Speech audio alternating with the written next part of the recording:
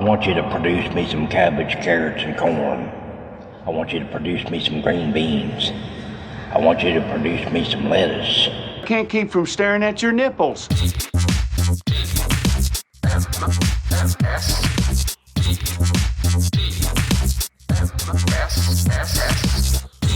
The Morning Stream. Get your bleepin' tentacle out of my face.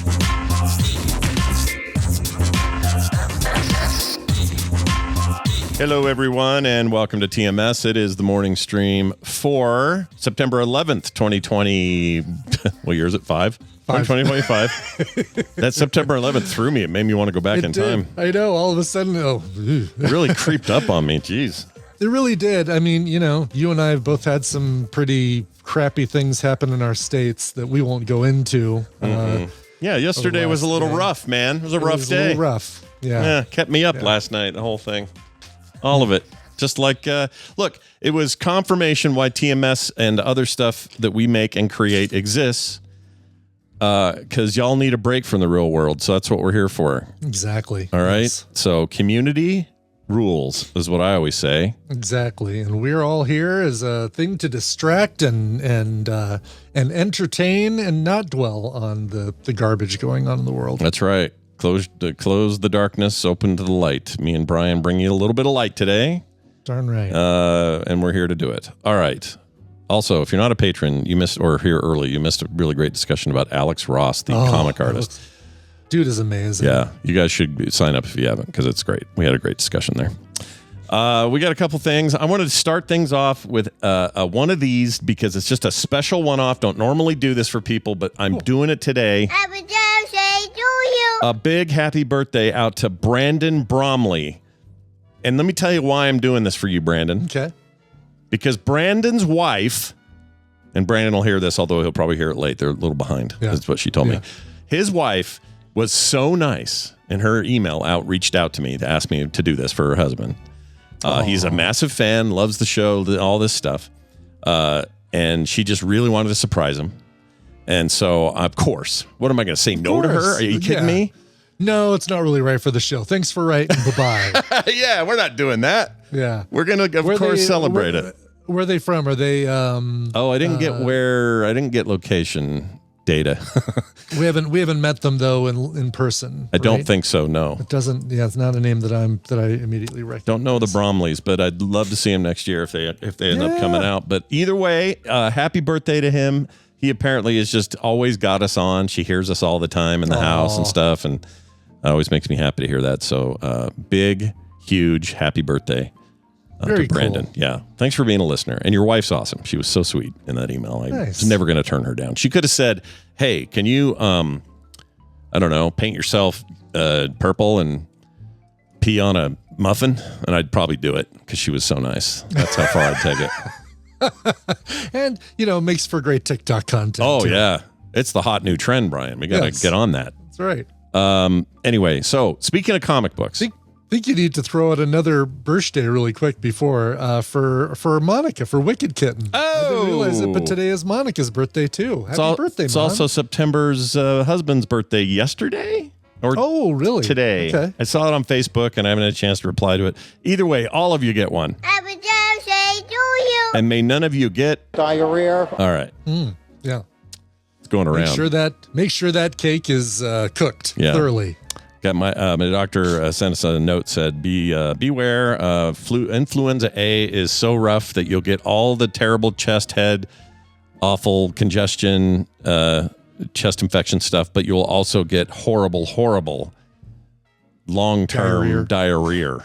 And I went, I think I'll get that shot. Yeah, I don't know what that means. Oh my God. She didn't really get into it. I assume she means a few days, because that's kind of long-term, but yeah. Don't get the A, man. Influenza A sounds like a real frickin' bummer.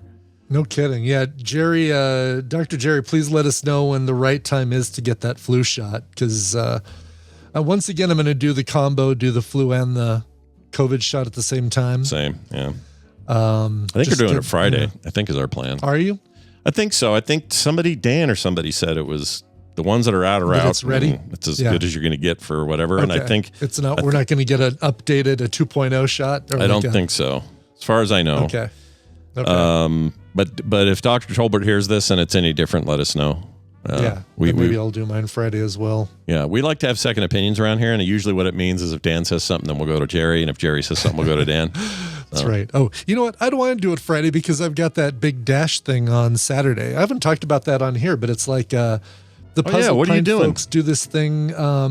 They stopped doing it during the pandemic, but this is the first one since 2019.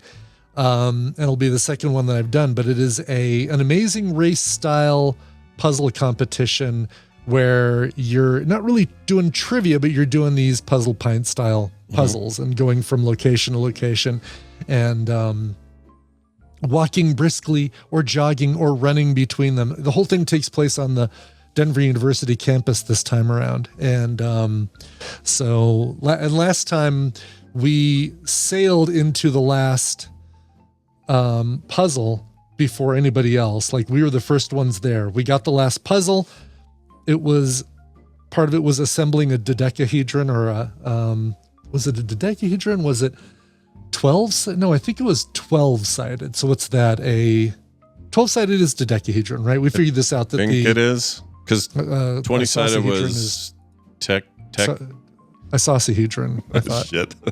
I forgot. We just talked about it too. I can't remember. The tetrahedron was 4 sides we figured out. Oh, right. And the whole Tetris thing. Yeah, dodecahedron is 12. Yes. Okay. And then each of the vertices had letters like on each face. So each face had letters in each corner, and you had to make your way around the thing, not overlapping any letters, and spell something out. And we freaking struggled with that to the point where all the other teams caught up with us. And dang, that so sounds we lost hard. our lead. Yeah. I would lose the game at that point. It was a little bit of a nightmare. And Tina and I had to leave. We had dinner plans. They started this thing at 2:00 or 1:00, and we did all the other puzzles, did great, and then got to this last one. It was like, well, Tina and I have to go. We're having dinner somewhere else. So good luck with the rest of this. See ya. Did you? How many people compete in that? We had, I think that time, probably 16, 20 teams. I think that's what it's going to be this time around as well. And there were 4 of us. It was me, Tina, Clark, and Nikki. Okay. The Moores. Right. So if this is one where you win something as opposed to it isn't. I don't it's think just like so. the normal. No, this is another one where it's just, you get your they show the rankings on the website of how everybody did, but there's no prizes involved. Gotcha. Bragging rights, they call it. Bragging rights, and I'm fine with that. That's really I'm in it for the fun, in it for the challenge. Sure.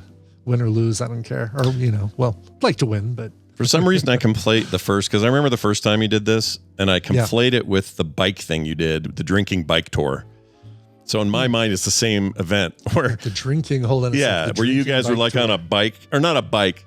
I don't remember if you pedaled or not, but you were on like a car thing where everybody, maybe you all pedaled, and you go around Denver and go stop at bars and restaurants. It was like a pub crawl. Yeah. Where basically, right, it was one of those pedaling, those floating or not floating, but those it's a vehicle that's made up of 12 bikes, and you just pedal and drink and then go to the next bar. For some reason, I put these two together, and I don't know why that's the way in my head. So in my head, you're pedaling between challenges. Oh gosh, yeah.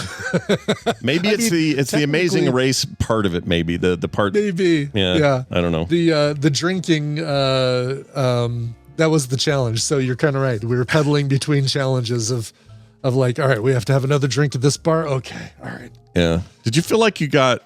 Sorry, side question. I may have asked it back then, but did you feel like you got less inebriated because you were pumping, pedals the whole time? Does that make a difference? Like, if anything, that probably accelerates the metabolizing of the alcohol process. I don't know. Think of that. But, good point. I mean, that was a birthday thing, and Tina got that for me for my birthday. We had all of our friends on the bike with us, and it in addition to the included drink that you got at each one of the bars you stopped at, right, of course people had to buy me shots and buy drinks for me at each one as well. So it was basically like you know, there was no scientific measurement of how the cycling actually affected the inebriation going on there. It was let's see how effed up we can get Brian on his birthday. Sure. Kind of thing. That makes sense. Yeah. It's a good challenge on a birthday. I get it.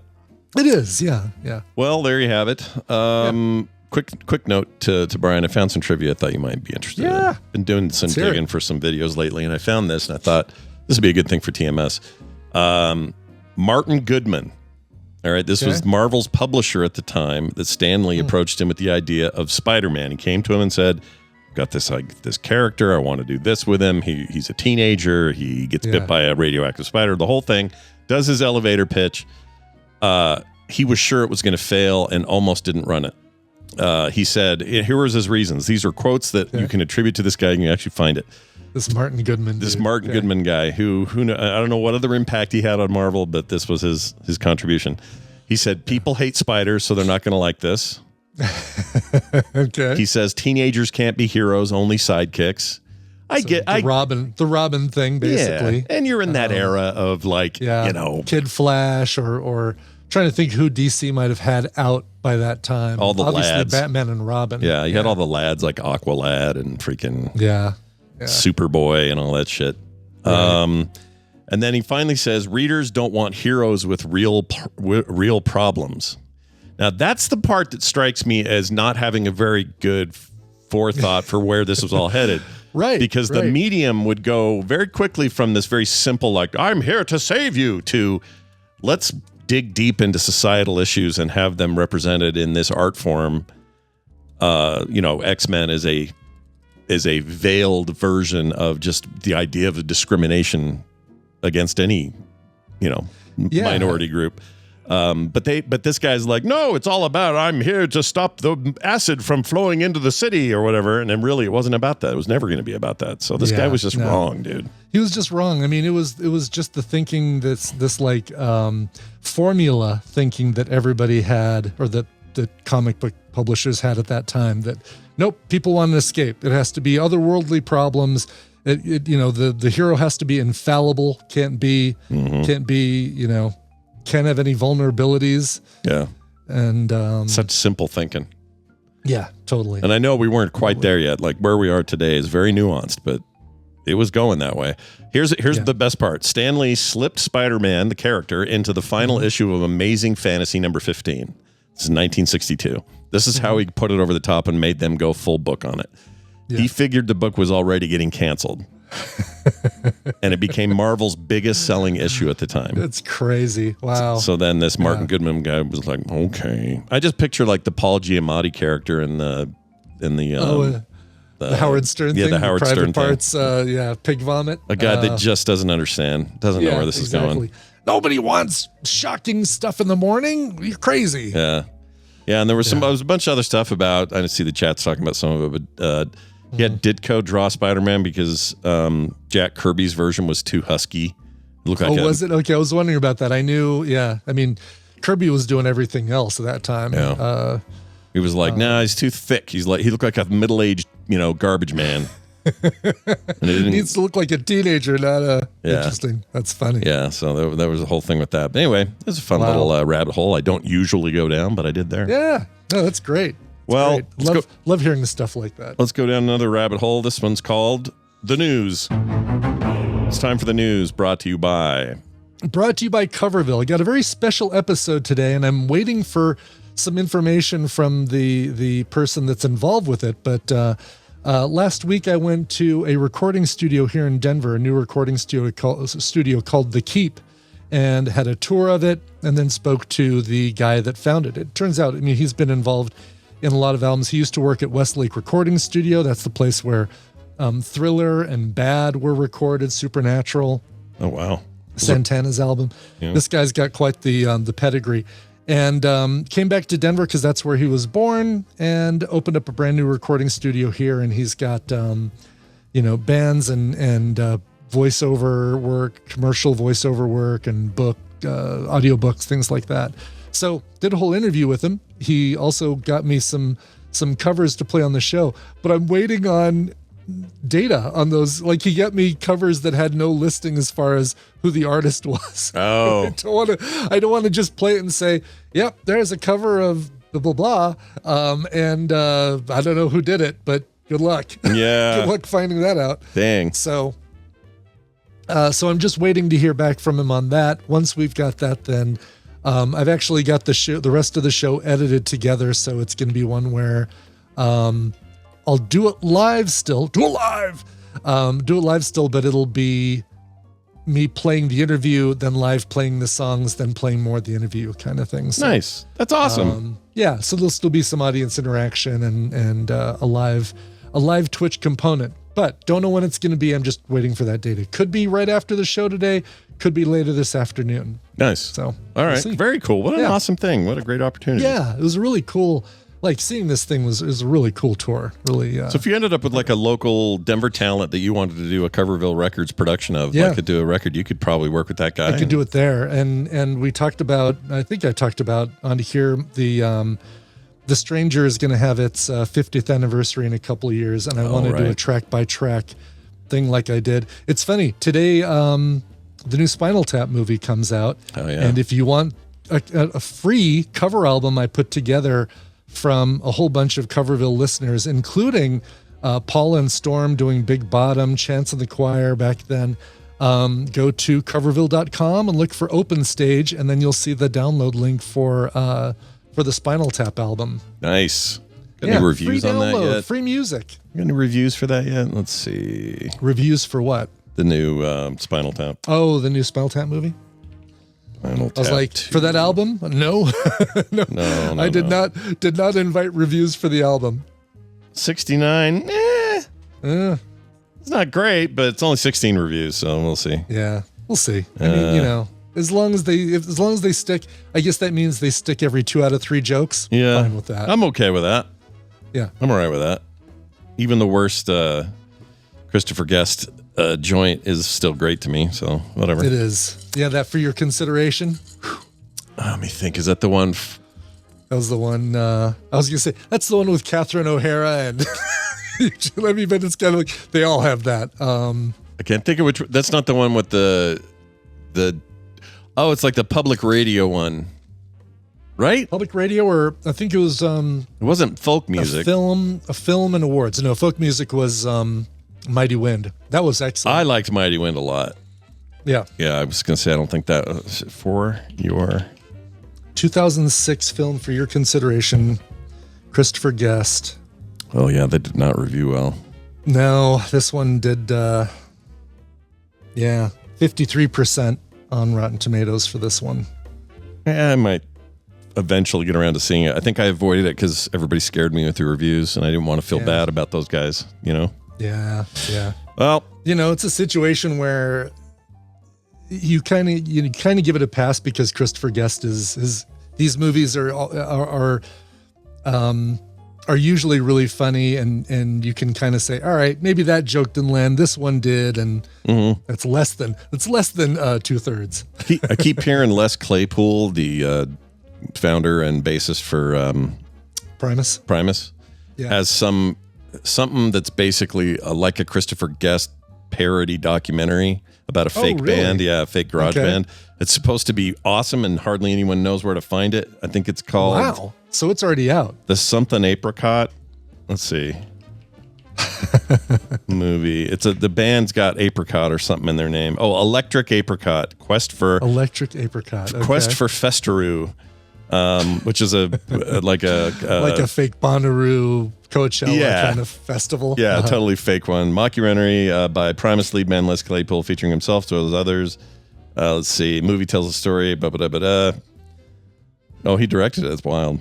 Anyway, I hear that's great. It's just kind of hard to find. Okay. Interesting. That'll be a good one to just keep on the Just Watch and see when it's available to check out. But tomorrow I'll be able to talk about Spinal Tap 2. What is it? The end of the beginning? Beginning of the continues. end? Oh, the end continues. That's it. Yes. That's a great name.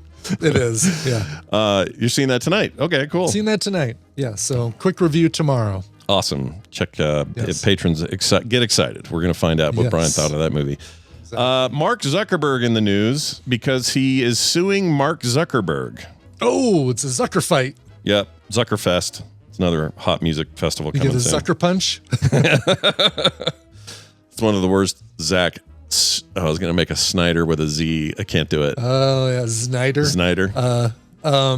Yeah, don't let Dunaway hear that. No. He's a big fan of Zucker Punch. He thinks Sucker Punch is great. I think it's a beautiful film. I think the way it's presented is great, and the music is fantastic, but the story is shite.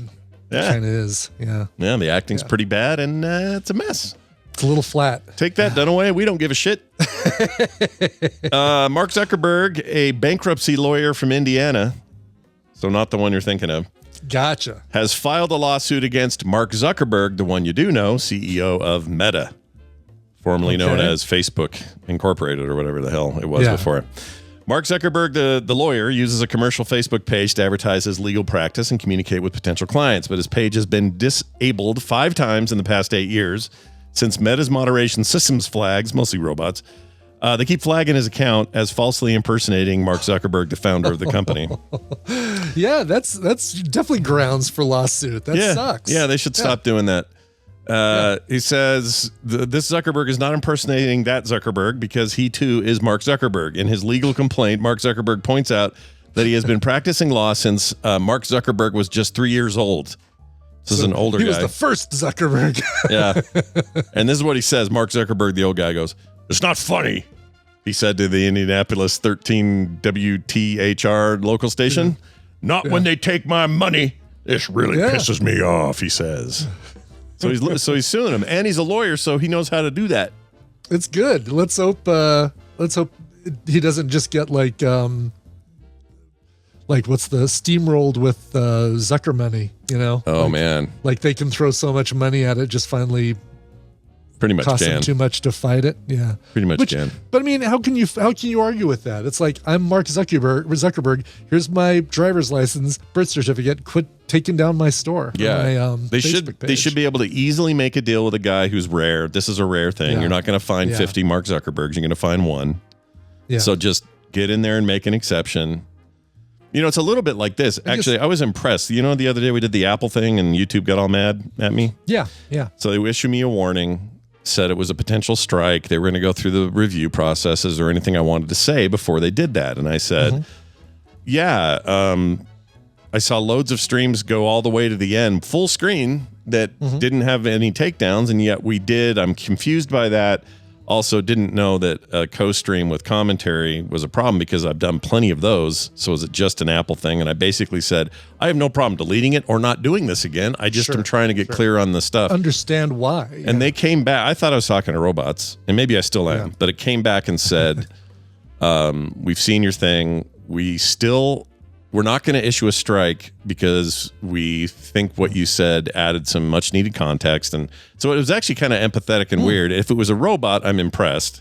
If it was a person, then that's just people, you know, whatever. Yeah. But I do think I lessened the potential of a strike by telling him, you know, by giving my side of the thing. Talking to them. Yeah, which is good. I mean, that's why it kind of helps to respond to those, even if you think you're yelling into the void. Yeah, you might actually get a human being on the other side who's like, oh yeah, you know what, good point, thanks for the explanation, that totally makes sense. We'll we won't issue a strike. I also think I might be flagged for handle with white gloves a little, because the banning I had in 2015 when I had a month where I couldn't even use the channel. Oh yeah, that turned out to be somebody just trolling me, trying to get us taken down, and so they were reporting everything, and they just YouTube basically just overstepped. And I finally, some listener knew someone at YouTube, got me connected with them. Thank goodness. So that would have been a wall to try and get over. I finally leaped over these damn robots and talked to a person, and then after that they were like, yeah, you're good now, this should be fine, if you ever have any problems, reach out. So I have a feeling there's like a flag, or maybe it's a dinky channel, so I don't think anyone gives a shit, but I was glad it worked out. Yeah, good. Anyway, and come June, Worldwide Developers Conference, we'll maybe look at doing it again. Yeah, maybe. If not, we'll do it on Twitch. Whatever works. That's right. Maybe I'll do it on Kick. Kick doesn't give a shit what you put on there. Kick. I could have video of me and Brian, I don't know, Careful. Yeah, I'm trying to go in a delicate area here. You can do almost anything on Kick, is what I'm saying. Yeah, they let you get away with it. Whatever. I don't want to go there though. It's gross. The place is gross. Is it really? Oh yeah, it's horrible. Little skeevy. Terrible people on there. Just the worst humans. Because think about it. You want to go to the place with the least amount of moderation, the blocks and protections. Yeah, good point. Yeah, you want to play your music. That is kind of the double-edged sword, right? It's like, ooh, this service doesn't. On this one, you can do anything. Ew, on this service, you can do anything. Yeah, I can yell N-words and stay on there. They don't care. Ugh, yeah, it's not great. There's another one that's worse. I forgot the name of it. Yeah, Dunaway's not on there. He co-streams to it. He basically is a believer that you should just stream everywhere at once. I'm a little more picky than that. We stream in 2 places. That's enough for me. Yeah. But what was I going to say? I was going to say the thing I forgot. I don't remember now. I don't know. Anyway. Oh, I know what I'll tell you. Yeah, tell me. This elderly woman in a senior apartment community. In a small town behind the counter. It's a place where it's just old people. It's a senior living thing. You got to be a certain age. You're only allowed in for whatever. Guy moves in there. I saw this video before I saw the article, so this is all coming full circle here. Okay. She shot her neighbor in the face with a flare gun. Oh, God. For no reason. There was a feud, I guess, between these elderly neighbors, but for whatever reason, when this guy came walking across the lawn, and there's video of this, she whips out a flare gun, like the kind you'd have in a boat to go and let people know. To let people know where you're at, Yeah, fires it off at this 67-year-old Richard Catrone. He's walking his dog out there, and it went past his face and nicked his cheeks. He's got this little burn on his face. Oh, my God. So he retaliated and tackled this lady to the ground. Oh, my God. Yeah, it looks like the whole thing was caught on Ring doorbell or something. Ring cam. Yeah, pretty gnarly. This lady, Schumann, her last name is Schumann, taking aim and firing the flare at his face, causing him to retaliate. NBC reports Schumann was charged with assault for the incident. She was since pled not guilty. Schumann was seen with a bandage over her right eye during the court appearance. Apparently that came from the fall. Him tackling her. Man, old people fighting, man. Like, yeah, it's just some old aged beef right there. Is what's going on? It says she showed no rough business. Oh, too. It's super rough. I'm not even going to show it because it's just a little violent. But it says Kathleen showed no emotion. She claimed I was the devil. She claimed I tried to murder her, and she said, "I'm sorry, I missed. I'm sorry, I missed." So this lady is seeing. She may need to get in. She needs to get evaluated. So. There might be some. Does Tina ever have to go deal with this stuff? She does. Yeah, not quite to this degree. No flare gun fights, but she does have to deal with stuff that does get pretty gnarly. Usually it's easy. Usually it's not. It's not the stuff that she has to deal with. Usually isn't. Resident versus resident stuff at assisted living. It's resident versus family who's trying to take advantage or not taking care of them, like basically leaving them in their house and saying, yeah, they're good. They're doing fine. Elderly neglect or whatever. Yeah. Meanwhile, they're cooking their bills in the oven and stuff that they've got to worry about. Dang, dude. So it's a lot of aftermath stuff. Like it's a lot of aftermath stuff and saying, okay, this person, needs to be in a place where they can get care and have some supervision. Yeah. And the kids are like, no, that's going to take all the money that we want to get from them. And it's like, that's kind of the, it's kind of the trade-off. You don't want them to injure them, hurt themselves or others in the process of not. Yeah, people should just get their own damn money. Don't rely on your parents to take care of your shit. Exactly. Get your butt out there, man. Exactly. Bethesda, you're familiar with their work? They make video games. Familiar. Yes. Fallout and Elder Scrolls, all that stuff. Well, this is a little something we've learned about 2017's Wolfenstein 2: The New Colossus. Fantastic game. Incredible game. So good. That was the first person. I think I might have that, right? Red and black cover, first person shooter. Yep. That might be the first one in 2015 or whatever it was. It is the first one that I have. Yeah. And I forgot what that one's subtitled. Wolfenstein, not New Order. It might be New Order. That's a great game too. That one was really good. Yeah, both of them are excellent. Those are incredible games. The third one they made after this with the twin daughters, terrible game. But these two are really good. And they're the guys that make the new Indiana Jones game, which is quite good if you ever get a chance to look at that. Anyway. Cool. So, yeah, that's, I'm glad to hear that. I was worried about that, but it looked beautiful. So here's the wild thing, though. Bethesda vetoed, back in 2017, they vetoed showing Hitler's penis in Wolfenstein 2, The New Colossus. Is it a mini boss? Is it, do you have to? I mean, it's in keeping with the tongue-in-cheek history of the series. Okay. To rip on Hitler in any form you want.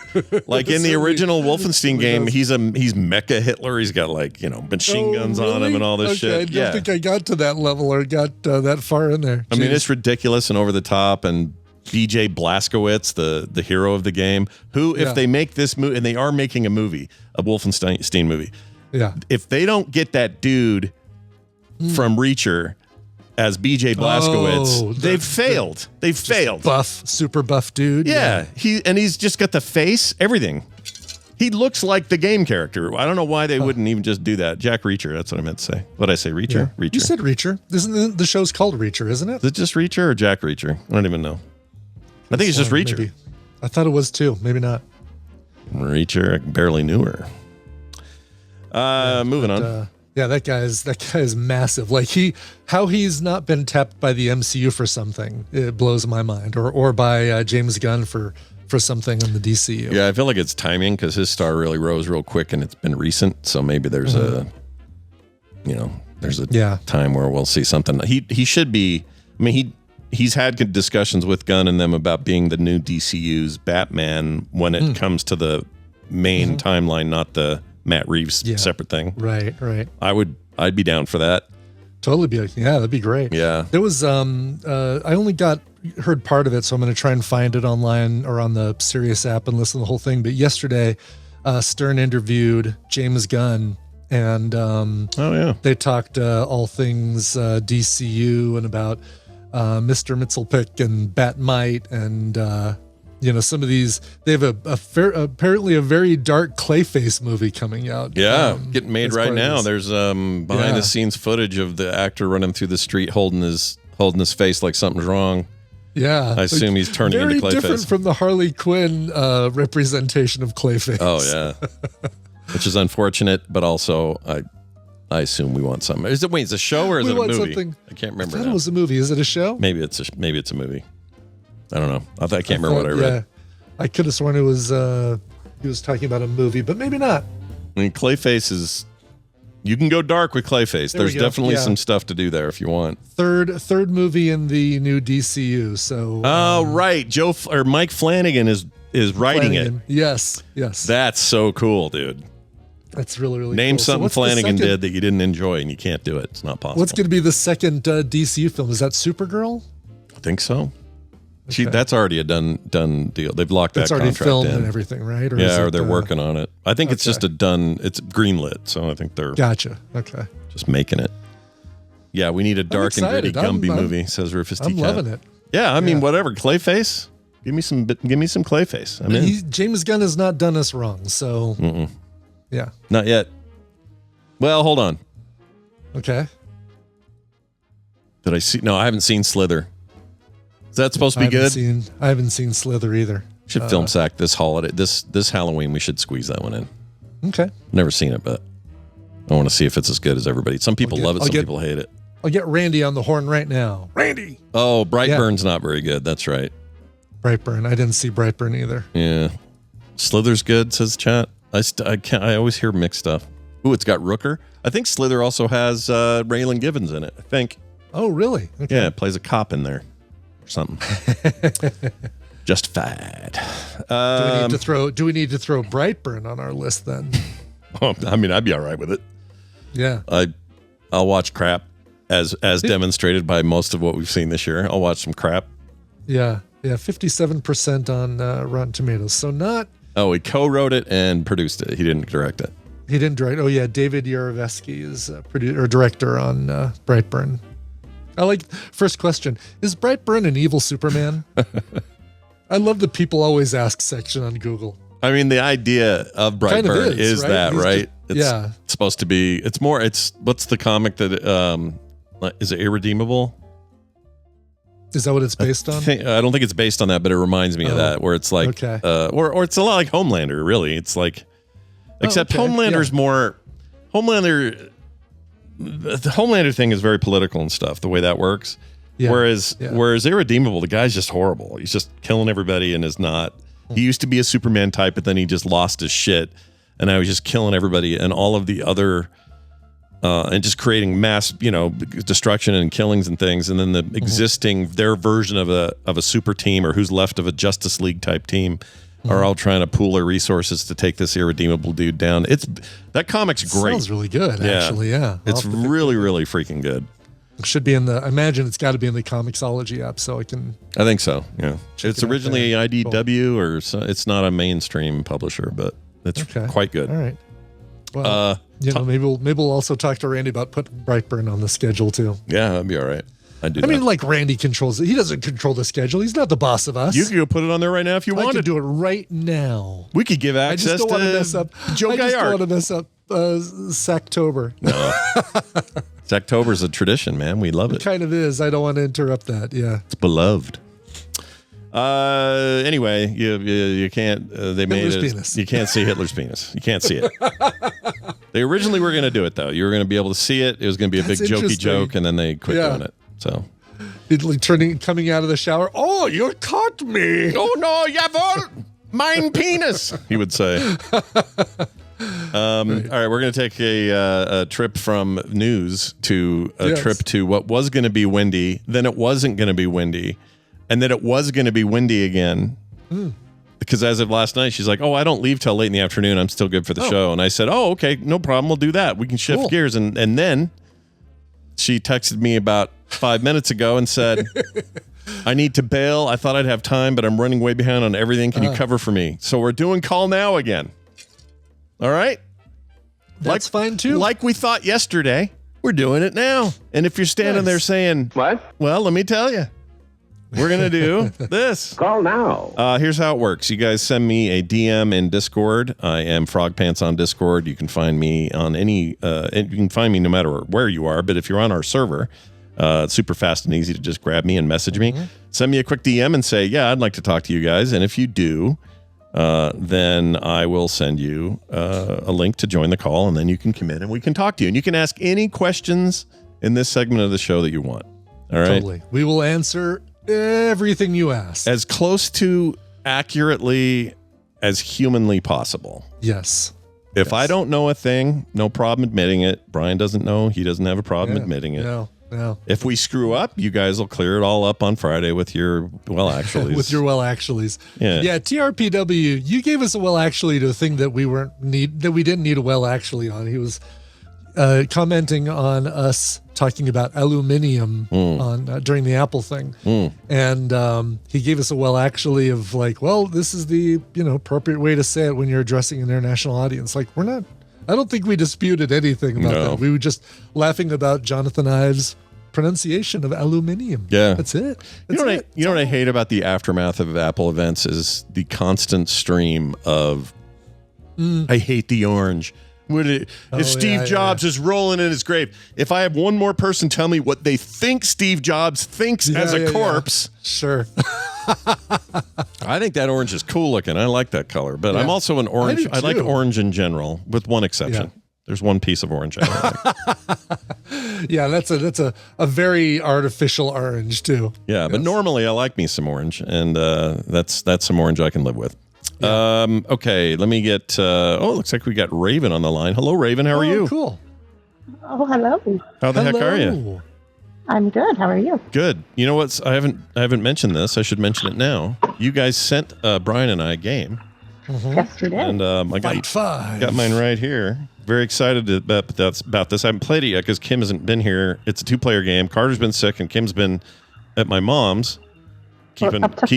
Yeah, up to 5-player game. Yeah, there's 5 decks in there. Yeah, so I need at least one more person in my life, and right now I don't have anybody because they're all busy. But I can't wait to play it. I love the way this thing looks. It's very, very cool. What an awesome box! Look at the way that thing works. Well, we don't do anything. We have to be extra on everything. Yeah, so. yeah. I like it. I blame But I you like how and even Josh. the box, like the color of the thing you pull off, you can't rotate it around because then the colors won't match on the lid to the shiny foil part. Oh yeah, and look how iridescent that is when you. It's so cool. Yeah. Yeah, we like our shinies. I love it. Anyway, I can't wait to play. So thank you for that. It was really generous of you guys to send us those. Absolutely. Yeah, thank you. Thanks for all the love you give us. Well, Dan, the tabletop man, raved about this too, so that helps. And good. This was a big hit at Gen Con, is my understanding. So very excited. Yeah, I think he went home with a copy of it at Gen Con. So. Ah, very nice. What else is going on for you guys? Anything you wanted to ask or mention or talk about today? Well, we're in the thick of fulfillment of Tangle Woods, which I'm sure we can find your way soon too. But I was going to stay on brand with me, and I'm going to ask the tadpole too. If you had the option to see any IP that you would want as a board game, what would it be? Ooh, any IP. Like that's, yeah, but try to like stay away from ones that are already Sure. The existing Out there? ones, like, yeah. Yeah. So I'm kind of doing research. I'm using you. Okay, you can use Oh, us. cool. So this is unpaid brainstorming. Yeah, I love Yeah. What you're doing with us. it. I love it. And if anybody in the tadpole wants to email me, it's just raven@chiptheorygames.com. Feel free to do that. All right, cool. So I'm going to tell you my very first off the top of my head would be there are plenty of like Wastelander style games with different names. I think one's even called Wastelanders or Wasteland or something. What I would really like is the actual Mad Max IP turned into something cool, and get the blessing of George Miller and really be able to use that world and some of those characters and come up with some kind of cool tabletop experience with that IP. I mean, it seems like an obvious one, obviously, because I'm obsessed with it, but I would love that personally. Brian, what's the pick for you? For me, Fifth Element was the first thing that came to mind. Like having a game where you're kind of racing other teams to gather the to get the Fifth Element, to get Lilu Dallas to Floston Paradise and Cut it out of the Blue Lady. and save the world. Yes, right, exactly. That was his wife, by the way. That was Luc Besson's. Oh, was that her wife. in there? I didn't know that. Yeah, so Oh my she god. was like, "Oh, great!" And you get this part for me, and then you fall in love with the star of the film. Thanks a lot. Yeah, you got blue blood, and you pull out a brick, and everyone moves on with their lives. Right. Yeah, I like that. The idea of a single film's an interesting idea, right? Like, Yeah. Expand that universe. That was originally supposed to be like a whole series of films. Like he apparently had a whole bunch of world building made for Fifth Element, and of course none of it never. wonder why they should have. I don't know. That movie I feel like succeeded. that film did well. Yeah, I think it was all right. Certainly in the aftermarket, it did really well. I don't understand why they wouldn't have kept doing that. He made a lot of mediocre stuff after that. It would have been great to stay on target. I know it's happened before, but it's hard to think of other movies where the hero and the villain never are on screen at the same time, never actually encounter each other. Yeah. Bruce Willis and Gary Oldman never share a scene together. So, Wow, but, that's right. I forgot about that. But having a game where you're getting those the four other element bricks, and then having to get them and Lilu Dallas to the desert, I guess to under the pyramid.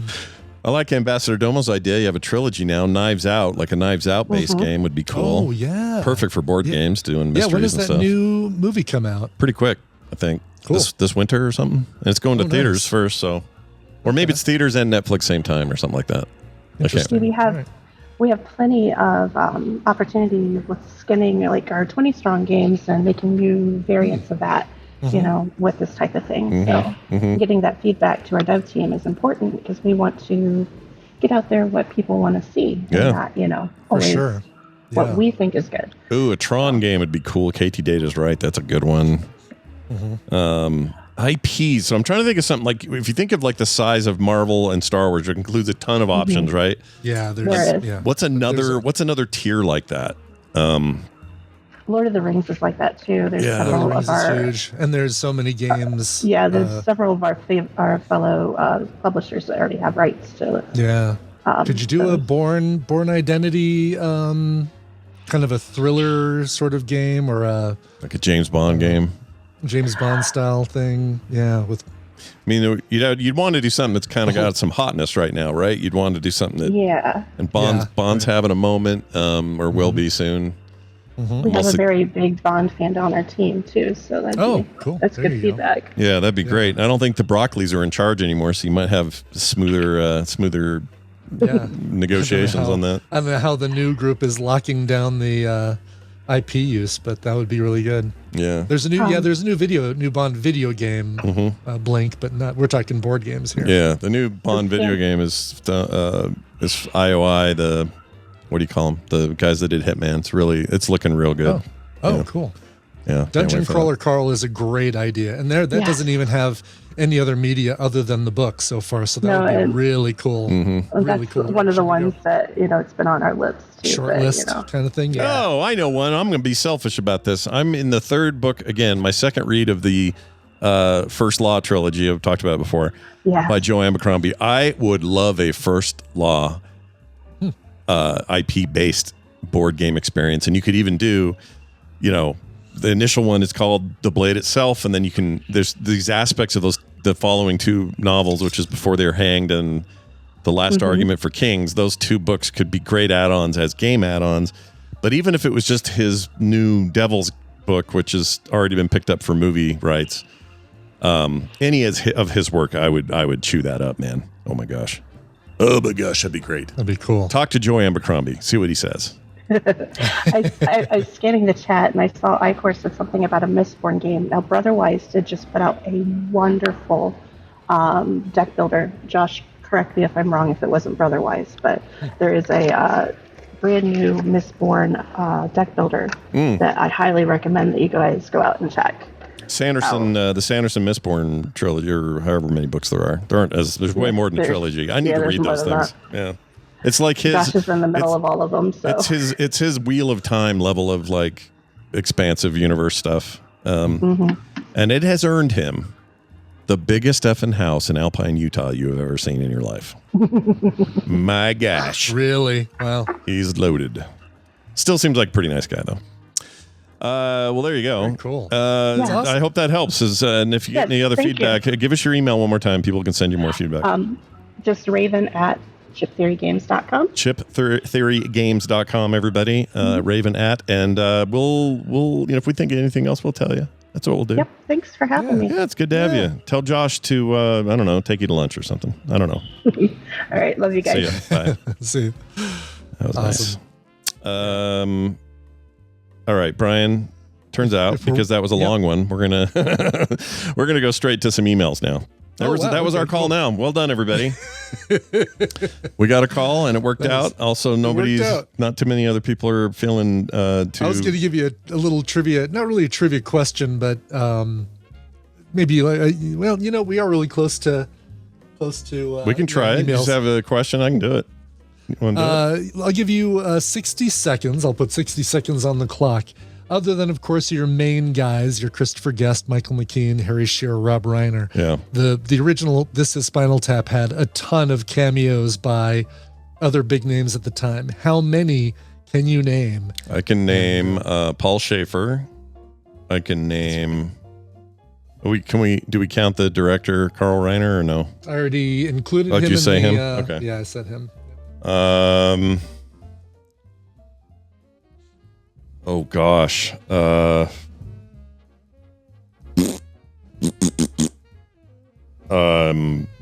there any Beatles in it? There were no Beatles, but there was somebody who's pretty famous for impersonating the Beatles. Oh, really? Yeah.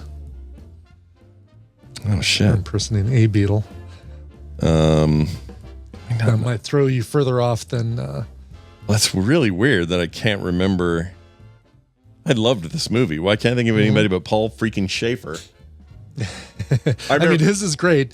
Go ahead and kick my ass. Just kick my ass. Was there what am I thinking? There's some famous British person in it. There's more than one, but there's somebody in there who if I saw him, I'd go, oh, of course. All right. Well, I'll put you out of your misery because that was a minute. Dana Carvey and Billy Crystal were the pair of mimes at the party. Mime is money. I did not know that. Holy crap. Fran Drescher, Bobby Fleckman, Ed Begley Jr., Bruno Kirby. Let's see who else. Howard Hessman. Oh, really? Yeah. I don't remember this at all. Who's the Beatle impersonator? Dana Carvey. He does a Paul McCartney. Yeah, he does. Famously did a Paul McCartney with Paul McCartney. That's right. One of the Pythons. Wasn't one of the not Terry Gilliam. Wasn't one of the Monty Python guys in there? Or maybe that's... I'm not seeing him. No. All right. Maybe I'm screwing that up. TV's Travis thought that too. He asked about Eric Idle. Oh, Eric Idle? Was not... Yeah, it's not Eric Idle. They were part of their own Beatles parody thing called The Ruddles. They did their own, like a Beatles parody kind of mockumentary style thing. Trying to remember who else it was. It was Eric Idle and... I can't remember any of the other guys who were involved with that, but I don't remember that at all. Yeah, wild. It's really funny. All you need is cash. Yeah, the soundtrack is really good. Like they figure out a way to invoke memories of Beatles songs without parodying them. So like there's a John Lennon song or John Lennon-esque song called Cheese and Onions. And it's very much like A Day in the Life or one of those really like out there psychedelic Cheese and Onions. Cheese and Onions, yeah. That's great. Yeah. Why does that make me hungry?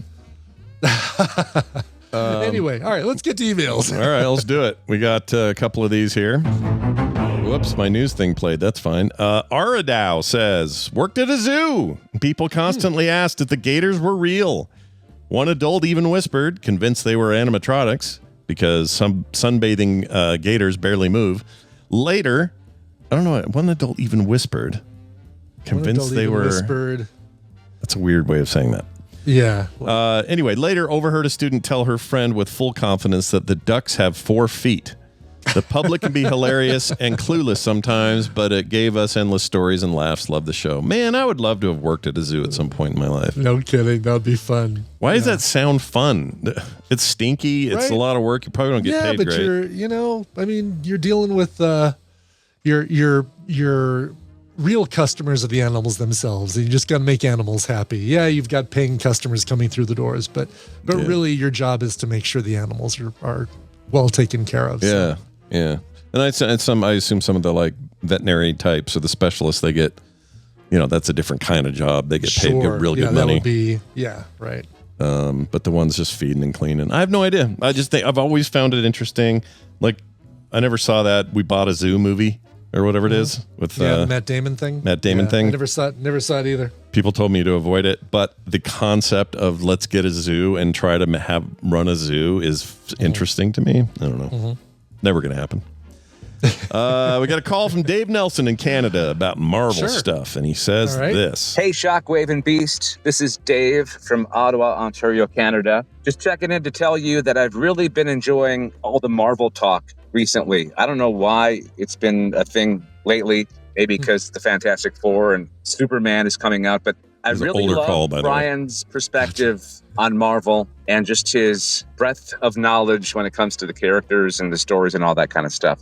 Which begs the question, why isn't Brian doing a Marvel podcast? I know there's major spoilers and there's all kinds of other podcasts, but I would be a subscriber day one, like I was with day one with the morning stream. So anyways, you guys should think about that. Seriously, I'd dig it. And I think a whole lot of other people would dig it too. Love the show though. Brian, why don't you do a Marvel show? What's going on? I thought about Marvel Minute, like doing a weekly kind of news thing. What's going on with the TV shows in production, movies in production, things like that. And nice short form video kind of thing. Mm-hmm. But too much other stuff, I guess. Yeah. That's, knowing what the angle is, it's like, all right, just me talking about Marvel for an hour. Nobody's going to tune in for that. It's got to have some sort of hook. Am I talking about, maybe every episode I dig into a really weird D-list character and talk about the, why it worked, why it didn't work, whatever. But now the Marvel Minute is the only thing that's really come close to fruition, and just thinking about, like, I get all the research, I get all the stuff because I'm on a few lists where I get the news bulletins and the updates, but I don't want to. It's the editing. The editing is like, production on that sort of thing, as you know, from doing the Kim's Kitchen stuff and how much work is involved with doing all that stuff. It's a big commitment. Yeah. That's whenever anyone asks me anything about a new show, it's usually the same answer. Like, it's not that there aren't possibilities out there. It's just that, here's one reason. And he even kind of alluded to this. The comics coverage podcast sphere, whatever you want to call it, is thick. There's tons. Yeah. There's everything you can think of, every angle you can think of for a comic book based show is taken care of. Yeah. So. Massive platforms too, with shows that are very, very popular. Like it's this day and age when it's hard to crack into genres that are already sort of filled, very hard to even get any kind of notice. Now, could we capitalize on and say, hey, Brian's launching a Marvel show, and all you TMS listeners get over there, all you film sack people get over there. That would help. Of course, it would give us a boost, but it's a huge commitment if the plan is just fifth tier behind all these mega shows. Right. Exactly. If you want to go take on Rogan, go for it. But good luck if you're not another comedian with a huge audience behind it. Exactly. You didn't bring all these people with you. Like, that's a big part of it now. I was just talking to Bobby about this. It's really hard. Like, back in when you started Coverville, when I did ELR and then eventually the Instance, those were different days. There was a smaller crowd, less people. There were 10 podcasts out there when I started Coverville. It was like, it was me and Slusher and Don and Drew and of course Adam Carolla. No, the Podfather. Adam Curry. Curry. Well, what's Adam Curry doing these days, and how come I can't remember his name? Yeah. But back then, a lot easier. Like, you had a lot less competition, and even if you're coming up with a very niche show, there was not a lot of competition even in a broader sense of those shows. So, you could be, even though you have a very focused music show, don't worry. There's only one other music show out there. There's only one other couples cast out there. There's only one other. Yeah, we started the Instance. There was like 2 other shows trying to do it, and they were kind of bad. Yeah. So it was like a no-brainer, right? And that's where it comes from, right? Like, to do a Marvel podcast, I'd listen to like whatever the top Marvel podcasts are out there and say, well, they're not doing this, or there's an opportunity for them to do this and they're not doing it. That's where those kind of shows would come in. Yeah. It's a different issue. Comparing that to a passion project. Like, if you just wanted to do it because you love talking about Marvel, that's a different thing. And that possibility exists when you've got the time for it. So, yeah. And this here in my hand, this is the next thing I'm working on, and Scott knows what it is, but I'm hoping to be able to announce it soon, and hopefully it's something people are going to like. So, you ever seen paper, everybody? It's paper. I've invented paper. Yep. Is what I've done. It's going to be really valuable when the world becomes all water. That's my understanding. That's right. Because if there's one thing that can stand up to water, it's paper. Yeah.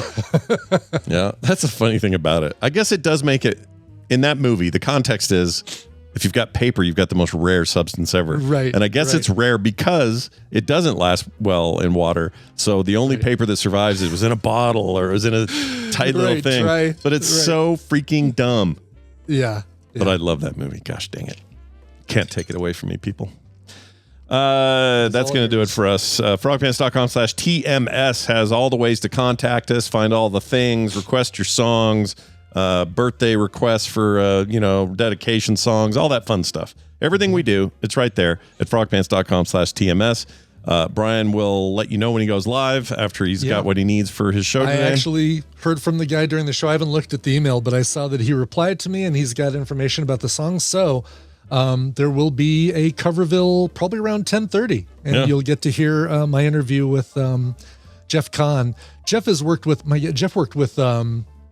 Sam from Sam and Dave, like the old Soul Man, the duo that did Soul Man, and wrap it up and stuff like that. Oh, So wow. That's cool. He's got some stories. So look for that in about half an hour. No relation to James or Scott Kahn, this guy? No, as a matter of fact, I even pronounced his name wrong. It's Cannon. It's all right. Kanan, not Khan. Any relation to the camera or the the Canon camera? Yeah. Close. At least we're closer in spelling, but Sure. Well, that's great. Check that out. Yeah, Also today, 1 p.m. will be the show called Core. Myself, John, and Bo getting together like we do every week and recording for about 4 hours. So look forward to that. That'll be a little bit later today on the Frog Pants Network. Brian, let's play a song and leave these people to their own devices. Sounds good. Daniel in Oklahoma said, I'm a long-time lurker and sometimes chatter, but I've been listening since the beginning. But after a 21-year career, I'm for the first time getting laid off, and my last working day is on September 12th. That's tomorrow. So if you can find a good cover of Three Little Birds, I think it would be fitting to my current situation. Hopefully I don't become a hobo, but still love the show, though. Nicely done, Daniel. Very nice. Yeah, the song that Bob Marley did that told us every little thing's going to be all right, and we hope that for you as well, Daniel, in Oklahoma. This is a great cover. This has got a very cool, like, electronic chill